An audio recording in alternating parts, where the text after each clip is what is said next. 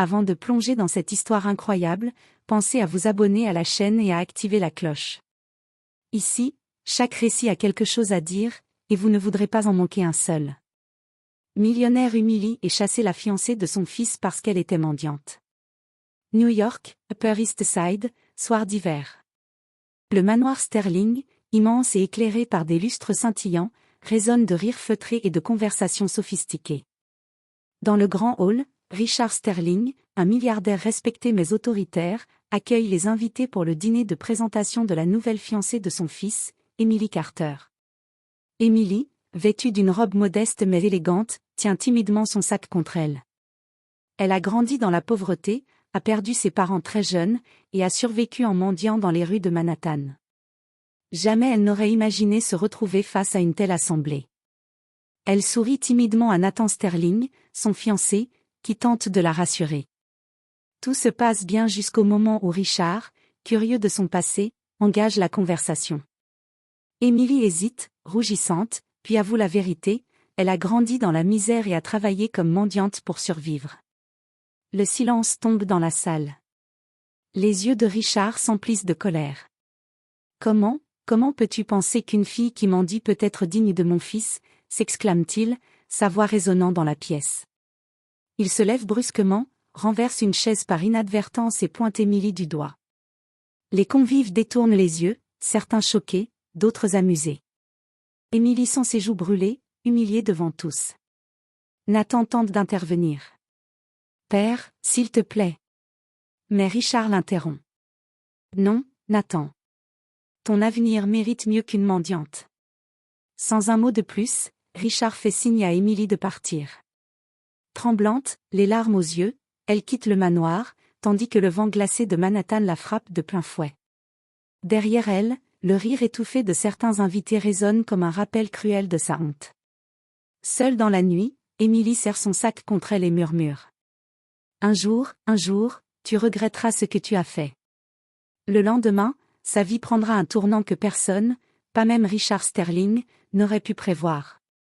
Les rues de Manhattan étaient froides et cruelles ce soir-là. Emily Carter marchait sans but, le cœur lourd et les larmes gelées sur ses joues. Chaque pas semblait l'enfoncer un peu plus dans l'humiliation subie la veille au manoir Sterling.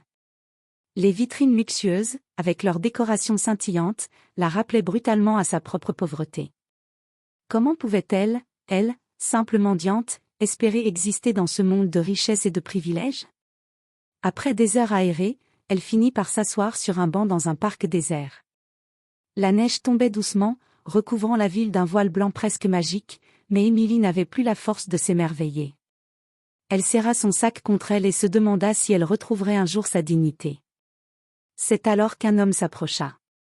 Grand, élégant mais pas ostentatoire, il portait un manteau sombre et ses yeux bruns reflétaient une curiosité bienveillante.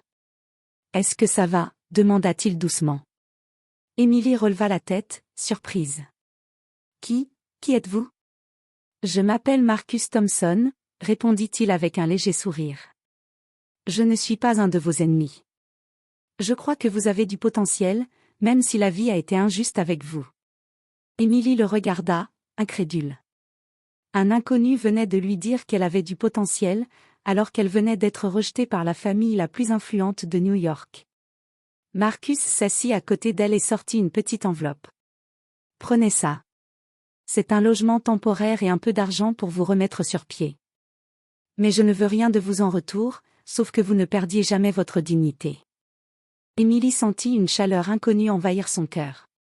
Quelqu'un croyait en elle alors que tous l'avaient méprisée.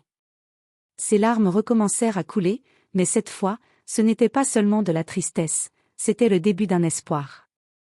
Marcus lui proposa un emploi temporaire dans sa petite entreprise, qui investissait dans des projets innovants à New York. Vous apprendrez, vous travaillerez dur, et si vous voulez, un jour vous pourriez devenir quelqu'un de puissant.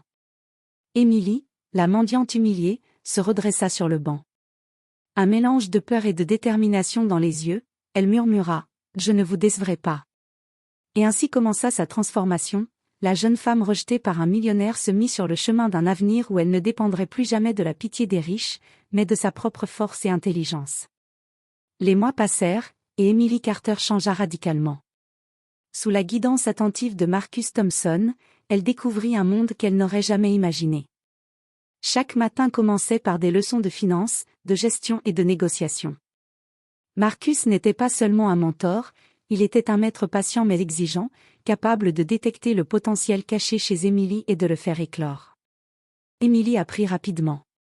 Elle avait un sens inné des affaires et une détermination à toute épreuve. Chaque succès, même minime, renforçait sa confiance. Elle passa de la mendiante humiliée à une jeune femme élégante, sûre d'elle, capable de tenir tête aux plus puissants. Les vêtements modestes qu'elle portait au début furent remplacés par des tenues adaptées à une femme d'affaires ambitieuse, et son regard, autrefois rempli de peur et de honte, brillait désormais d'intelligence et de détermination. Parallèlement, Emily commença à bâtir son propre réseau. Marcus l'encouragea à rencontrer des investisseurs, à participer à des conférences et à développer sa marque personnelle. Chaque interaction lui apprenait quelque chose de nouveau, et chaque petite victoire nourrissait son désir de se relever face à ceux qui l'avaient méprisé. Pendant ce temps, à Manhattan, Nathan Sterling vivait dans le regret. Il pensait constamment à Emily et se reprochait de ne pas avoir défendu son amour contre l'orgueil de son père. Mais Richard Sterling, inflexible, persistait à la considérer comme indigne de son fils, incapable de voir le potentiel et la force intérieure de la jeune femme qui l'avait humiliée. Emily, elle, ne cherchait pas encore à se venger ouvertement. Sa priorité était sa propre transformation, elle voulait que son succès soit irréfutable, que sa valeur soit reconnue par elle-même avant tout. Mais au fond d'elle, une idée germait lentement. Un jour, Richard et Nathan ne pourraient plus ignorer ce qu'elle était devenue. Un soir, alors qu'elle achevait la finalisation de son premier projet majeur, Emily regarda par la fenêtre du bureau de Marcus et murmura pour elle-même. Un jour, ils se souviendront de mon nom. Et ce jour-là, je déciderai comment leur montrer ce que vaut vraiment une femme qui refuse de se plier. C'était le début d'Emily Carter, non plus la mendiante humiliée, mais la future femme qui allait transformer sa douleur en pouvoir. 1 an avait passé depuis l'humiliation d'Emily Carter. Manhattan brillait sous les lumières hivernales, et les vitrines des boutiques de luxe semblaient lui sourire avec une ironie subtile. Mais Emily n'était plus la jeune mendiante timide que Richard Sterling avait expulsée. Sa posture, son regard et même la façon dont elle marchait reflétaient la puissance et la confiance d'une femme qui avait transformé sa vie. Accompagnée de Marcus Thompson, désormais son partenaire et mentor, Emily se rendait à un gala prestigieux dans l'un des hôtels les plus luxueux de la ville. L'événement rassemblait la haute société et les élites des affaires, et Emily savait que Richard Sterling et son fils Nathan y seraient présents. Lorsqu'elle entra dans la salle, un murmure parcourut l'assemblée. Les yeux de Richard s'écarquillèrent instantanément en la voyant, la mendiante humiliée d'1 an plus tôt se tenait maintenant devant lui, resplendissante, sûre d'elle, avec une aura qu'aucune richesse ne pouvait acheter. Nathan, assis à une table avec ses amis, se leva précipitamment. « Emily, c'est toi » murmura-t-il, à la fois choqué et émerveillé. Richard resta figé, incapable de prononcer un mot. Leurs regards se croisèrent, et il sentit pour la première fois le poids de son arrogance passée.